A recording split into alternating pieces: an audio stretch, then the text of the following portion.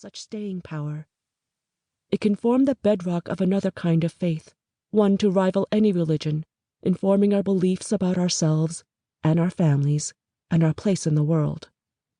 When tiny, traitorous doubts arose, when I felt lost or alone or confused about all the things I couldn't know, I told myself that something as noble as my birth parents' sacrifice demanded my trust, my loyalty.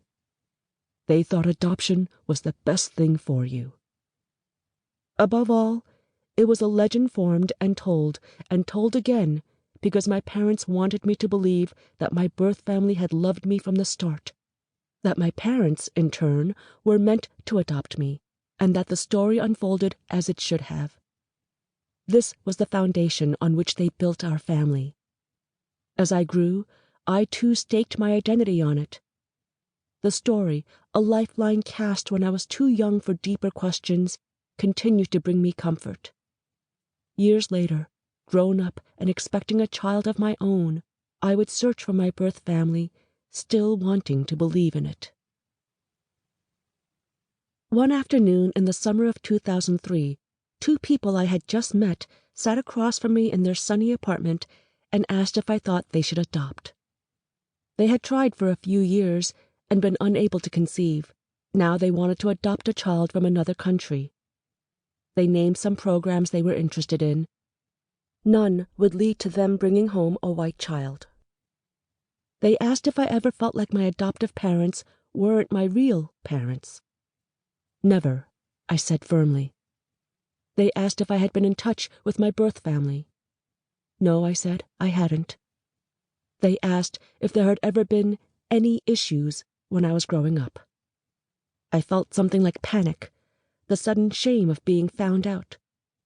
Perhaps confusion was all they could read on my face, because one of them attempted to clarify. Had I ever minded it? Not being white like my parents. I wanted to answer. I liked this couple, and I knew it was my job to offer them the comfort, the encouragement they so plainly deserved. Did I mind not being white? It amounted to asking if I minded being Korean. Yes, I minded. Or, no, I didn't mind. Both seemed too mild for how I'd felt. The truth was that being Korean and being adopted were things I had loved and hated in equal measure. Growing up, I was the only Korean most of my friends and family knew, the only Korean I knew. Sometimes the adoption, the abandonment, as I could not help but think of it when I was very young, upset me more. Sometimes my differences did, but mostly it was both at once, race and adoption, linked parts of my identity that set me apart from everyone else in my orbit. I could neither change nor deny these facts, so I worked to reconcile myself to them, to tamp down the stirring of anger or confusion when that proved impossible, time and time again. All members of a family have their own ways of defining the others. All parents have ways of saying things about their children as if they are indisputable facts, even when the children don't believe them to be true at all.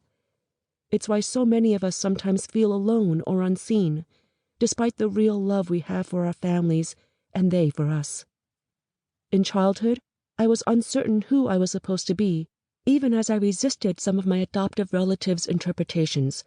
Both, "You're our Asian princess," and, "Of course we don't think of you as Asian."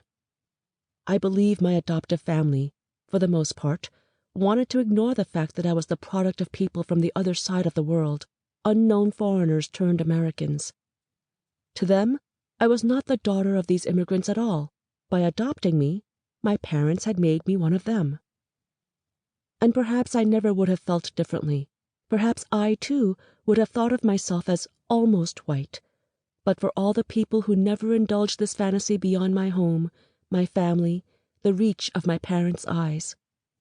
Caught between my family's colorblind ideal and the obvious notice of others, perhaps it isn't surprising which made me feel safer, which I preferred and tried to adopt as my own. Somewhere along the way, though, after leaving home, I had learned to feel strangely proud of my heritage. I'd made friends in middle school and high school who liked and accepted me even though I was one of the few.